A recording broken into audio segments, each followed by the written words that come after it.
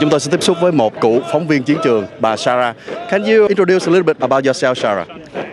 Yes, I was a photojournalist working mainly in Africa, and I used to do work for AP and United Nations Refugee Agency, and I was doing some photo stories for UNHCR and came to Vietnam. That was my reason for coming to Vietnam, and that was in April 1975.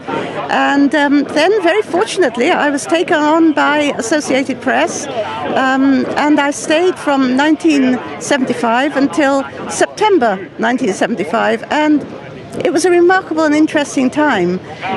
My building where I lived was in 213 Tudor Street, was taken over by the NVA, but they didn't bother me. In fact, it was interesting because the young troops and those who spoke English, we would go to food kitchens together and, you know, exchange ideas. We're all the same. It's just very sad that wars separate us.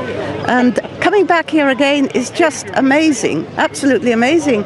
And as I was coming into town from the airport, I saw all the rows and rows of motorbikes, and they reminded me of the rows and rows of bicycles when I was here in 75.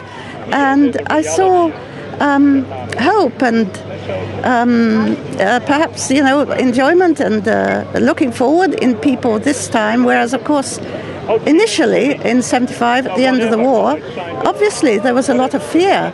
And then one of the most interesting stories I've ever covered has been my time in Vietnam. Sorry, sweating.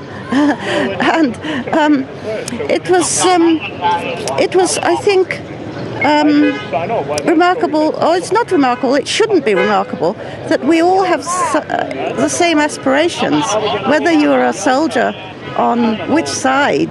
Really, you want to continue to, you know, to aspire to your hopes and dreams. Some of them told me they wanted to be architects, they wanted to be doctors, they wanted to be journalists.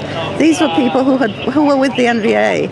And I just thank all the people, really on both sides, and of course mainly AP, for giving me this opportunity to experience this. And when George Esper left, the wonderful bureau chief, who was totally remarkable, he left Francis Sterner in charge of the office, and I was nominally in charge of the photos. And Francis and I had a ball together. She was doing a lot more work than I was, but it was a remarkable experience, and I'm extremely glad to be back again. This program gonna run for another few days, but tell us about your impression today, especially we are in the middle of the parade right here. Well, I think we were very lucky to come to the parade at this moment. We'll probably get a better view than we will on the Liberation Day, and it's wonderful.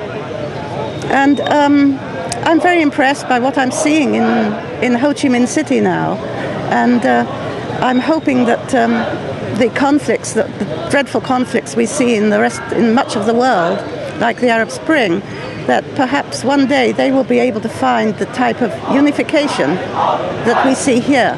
But of course, in every country, there's always inclined to be some problems. Even in UK, we have plenty of problems. We've got an election coming up, and we'll be divisive. As a reporter involved in the Vietnam War, right now is 40 years after the war. If you have something to say to both sides, the winner side and also the side who lost the war, what are you going to say? To the winners of the war, I would like to say I thank God that you have peace and liberation on this time. To the losers of the war, I hope that you can, with all the suffering that was had by both sides, I hope that both sides will not ever continue to seek revenge in the future. Thank you very much. Hope you have a wonderful time in Vietnam. Thank you very much.